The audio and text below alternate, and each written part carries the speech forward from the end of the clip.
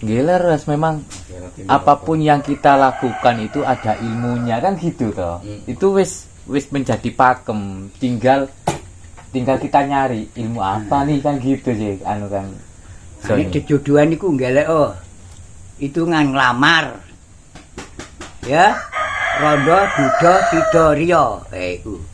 Ngelek sing tiba sida. Tiba rondo ya rondo. Tiba duda ya duda. Tiba riya ya utul karo digawa wong karo.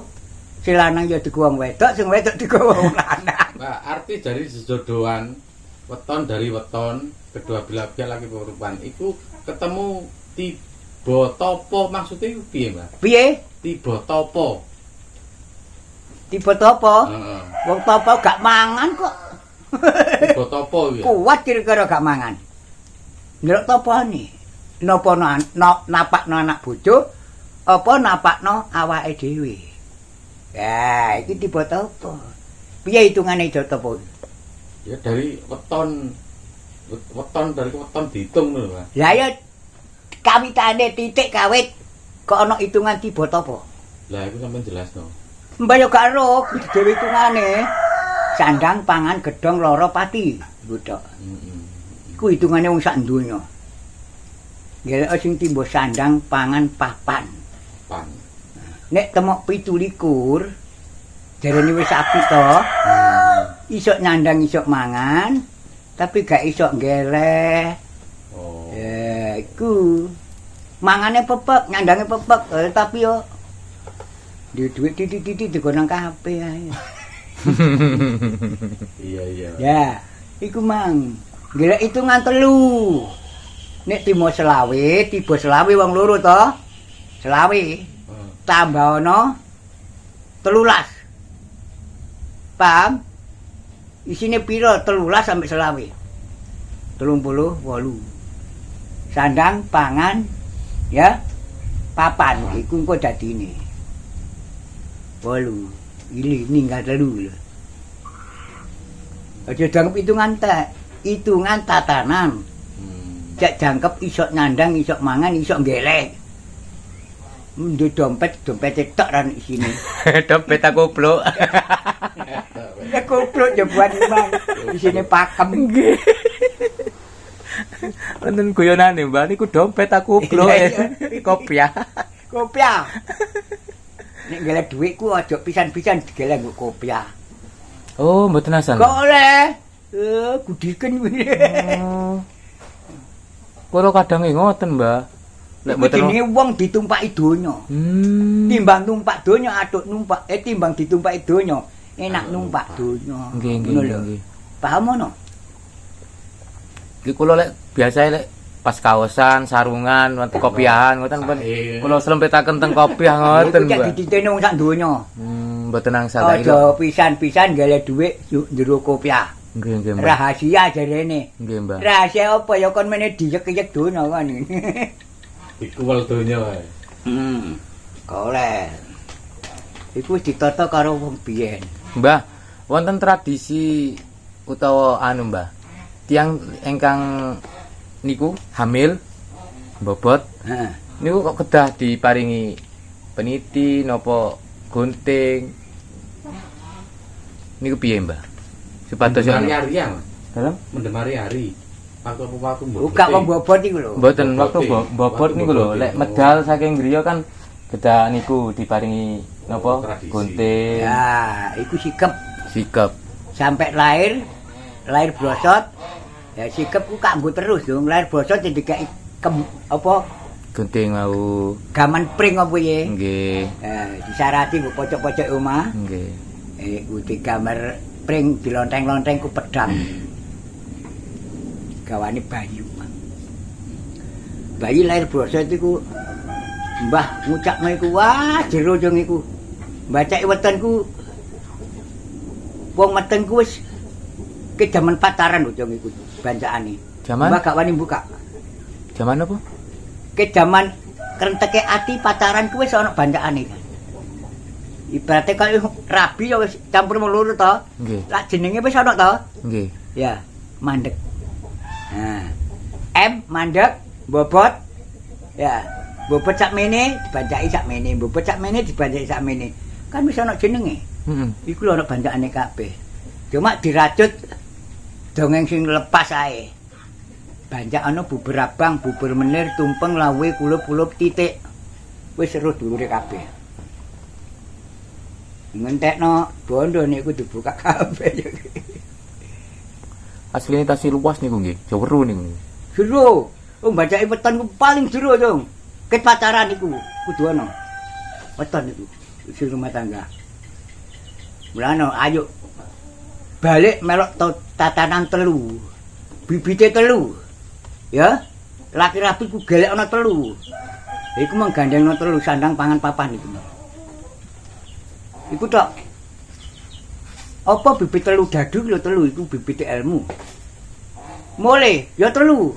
Lawon telu. Ya lho, tali telu. Bantale telu. Paham? Nggih. Iku telu digawa terus. Pemiluru lanang wedok tok.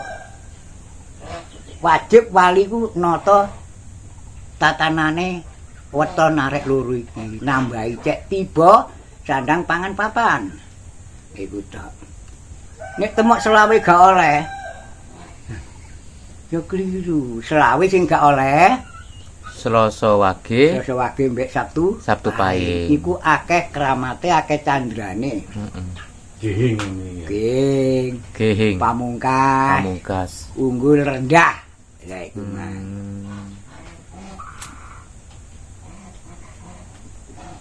Jodoh nek ketemu padeliku rapi enggak, Mbak? Jodoh nek ketemu padeliku rapi enggak? Yo apik, tapi sing maleni iki sapa? Lah Pak nih to. Nggih. Lah Pak niku wajib jange angkat nikah iki digekno dina sing njangkepi 24. Ya, 24 iku ditambahi pira isane temok 28. Lah ngono. Oh. Ditambahi pira kira-kira? Papat. Ditambahi 14. 14. Lah dina 14 iku gelek ana sing geblake mbing. Ya. Gelek ana tali wangke. Tali wangke ku tek nganten lanang mek nganten wedok. Gelek ana arek loro iku ana loro. Lah itu. Arek lanang ku ana loro, arek wedok ana loro. Apa? Ya. Cuplak puser hitungan telu tali wangke. Kayak saiki Senin lagi Selasa Pahing Rebo Pon iki jenenge tali wangke, ngono lho. Gandengane Rebo Pon. Telu to? Heeh. Tuntunan telu. Iku dudu engko lho iku. Tapi kan sing nyritane ya karo. Ora ngerti, Mbak. Iki ayo ditata. Nggih, Mbah. Aja dituntun tok Nggih. Engko nek kok tuntun tok dadi tontonan. Heeh. Ya diceritakno, dibenerno, ditata sing raping. Iku. Rayu. Rayu, selamat. Nggih. Mbak tau diduli bulan nduk kene. Bulan apa? Wadon. Ya bulan kaya Merkuri ngono lho. Tapi wong kene niku wis iku oleh wahyune wong akeh iku. Oh, nggih, Mbah. Niku pas bulan apa, Mas? Bulane, Bulan bulan. ngerti nek bulane wong melekan sak tekan-tekan to. Nggih. Iku. Ya waktu mapan ketiga kuwi. Bulan mesti ya lep sing turune mbak. Mbak nek dipandang mata iku turune iku bayang. Ya. Tapi nek didelok sak mesine turune mbak iku dhuwure mbak. Lure? Ndok. Kasure mbak kasur ndok. Ndok iku apa? Menungsa. Ya. Dewe iki wajib nata sing arek metu saiki.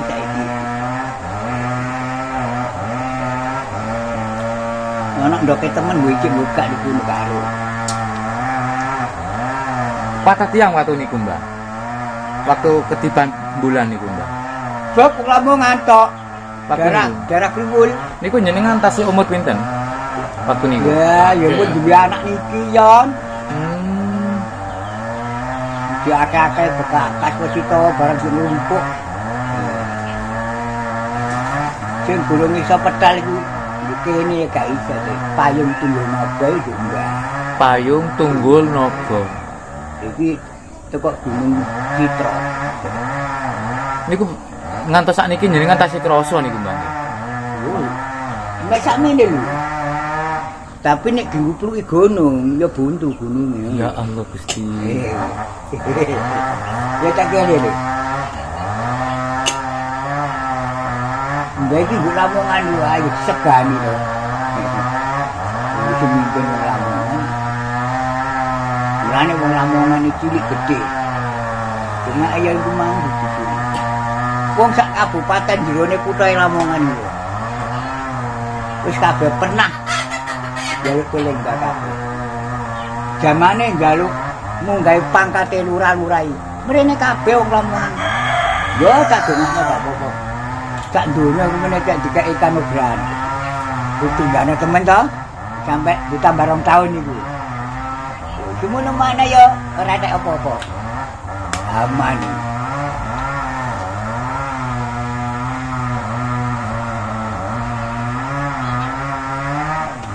Ane anu Mbak, sing terus jenengan bulan tiban teng mriki niku sanes 10 Mbak, sanes nggih, benten malih. Daru. Oh namine Daru. Daru tutup pulung. Sanes nggih. Iku daru sing gedhe. Nibane teng jenengan apa teng kamar jenengan? Nggih ten mriku. Kamar.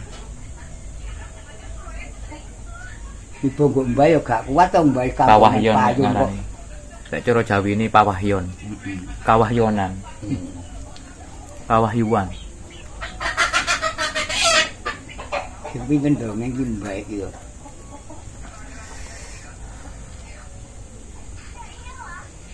Tapi dongenge lho Mbah, mboten kados dongeng-dongeng biasae tiang-tiang ngoten lho. Mboten alam kok mbak kok. Nggih.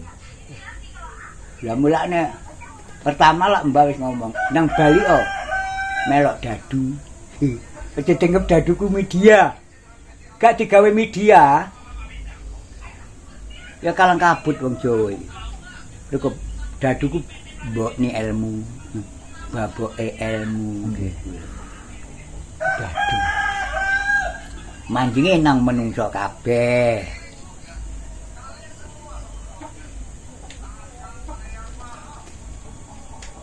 Wonten sing tanglet niki, Mbah. Masih raja ratu ku menene bibite teko Lamongan lho jejer. Nek gurung teko Lamongane durung tuntas.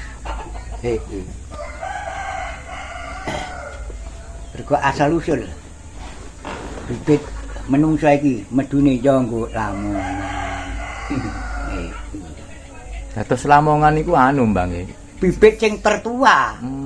Donya ngono lho. Mulane dirajek wis iku cek kuat. Oleh ngomong wong sak donya. Iku. Gak oleh ngloro-loro. Lamongan. Sing terus Joko Tingkir niku nggih Lamongan kan. Iya. Ping boyo. Nggih. Joko Tingkir oleh gaman teko ndi? Dadi mantune wong Jawa Barat iku. Gaman jangkung. Jangkung yo nduk kene nggone Mbah. Tak keloni terus. Niku wujud, Mbah. Gaman. Nggih. Wujud. Welek kaya ilustrasi no. Namine jangkung. Jangkung. Yo kaya pistol ngene lho. Iya. Niku gamane Joko Tingkir. Nggih. Oleh teko jagat kulon iki.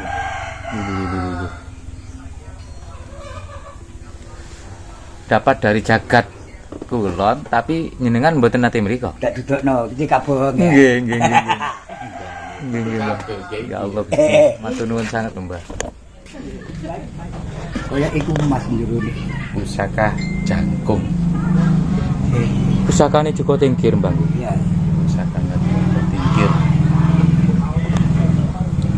Aku nih nyemuk pusaka ngene wis dudut Mas. Kayak netrum gitu ya. Heeh, netrum. Wonten energi ini. Wonten energi dahsyat. Energine dahsyat. Dudut. Tapi sing digelek wong iki sulur. Sulur jangkung. Iki sulur teko Gunung Ajaran. Gunung Ajaran. Heeh. Gunung Ajar niku sing bibite gunung iku. Cek asli. Tapi sekilas lek kula ngarani tiang awam nggih. Biasa. Wesi. Iki Mas, iki napa Kang? Wesi ta kayu, Kang? Kayu. Kayu, Kang. Sulur jati. Ini namanya sulur jati. Apa istimewanya maksudnya perbedaannya dengan ranting-ranting jati yang lain? Baca biar nerangkan bukan Nggih, saya. Mbak. Bedone kali rantinge jati lintu. Dewe iki sing gawe ngethok rambute Sunan Gunung Jati. Iki sulur iki.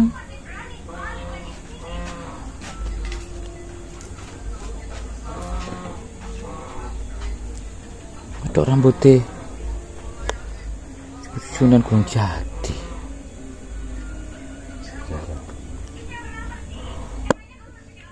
Saiki sik disimpen kayak batu biyen kayak nulung. Ono blarak sineret barang.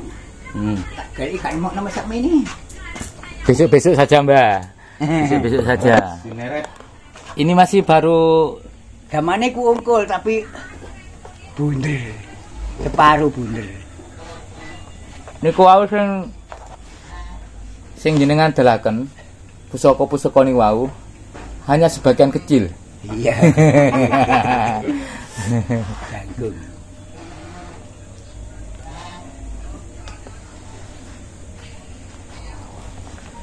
Lah niku wau, Mbak. Sulur Jati. Sulur Jati niku wau angsale jenengan niku hanya sebatas ambil kah apa wonten Gak, yo petunjuk? mbak iku mari ndadekno pecok nyargres. Terus bukan nang ajaran. Sulur iku mung dhuwure padasan. Kok gak ruwong angkat beda ngene karo to.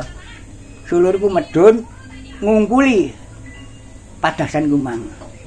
Iki kok sulur kok gak ruwong. Langsung jelek, ya iku mang sak jelepan pecok anyar landhep ta. Ya iku. Langsung kula gorene terus dikula geleh Mojokerto. Nek Mojokerto iku nggo nampa Sulur itu 2 tahun. Dikon balekno rene gak oleh dirakno metu.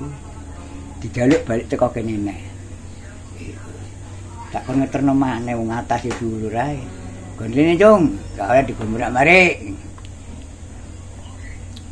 Mula nembaso nemokno sulur iku bibite teko kene. Jati asli ini kan mboten nyulur ya, Mbak ya. Nyulur tinggi jati. Nyulur nek teliti nemoke. Itu kepucuk ngoyot medun. Entek mbah sak omah. Waya metu ya metu. Kasiate napa, Mbak? Kasiate, Mbak. Heh? Kasiate napa? Kanggo dagang. Cek iso nyulur. Oh, berkembang maksudnya nggih. Cek iso nyulur. Heeh. Sejarah kabeh itu kan mbah iku alam. masih Telogosari. Iku dianggap kayu apa? Ya? Kayu goib iku. Sing duwe dongeng, sing gak duwe dongeng dianggap kayu setan. Mulane akeh kapal nublek gara-gara ana wong gawa once numpak kapal. Iki gak oleh nyebrang segara. Lha iku lho. Ditenono, iling-ilingen wong donya. Aja kayu Telogosari ge sembarangan. Uripe Telogosari ku loro. Pang iku teko kulit. Ya. Nek uwit iku teko oyot iku. Uripe pang Telogosari ku teko kulit. Iku. Ora teko poke wit. 2 alam. Aja dianggap kayu dulinan iku, kayu setan sing ngerone. Kayu didol em-eman, beluke ngetokno dhuwit. Dhuwit apa? Palsu. Iku kanggo jimate menungso, digelek daringan. Cek gak entek-entek berase, ngono lho. Paham? Gak kena nyebrang segara. Numpak kapal nublek. Kunci sakmene kok iso mateni wong sak kapal lho. Kekuatane. Kuwi aja dianggap kayu sepele. Kayu napa namanya? Telogosari. Telogosari iki biasa diobong digeleki wong-wong Beluk niku. beluk iki. Nah. Iku menurut iku Pajero. Pak Arwa. Rayu, selamat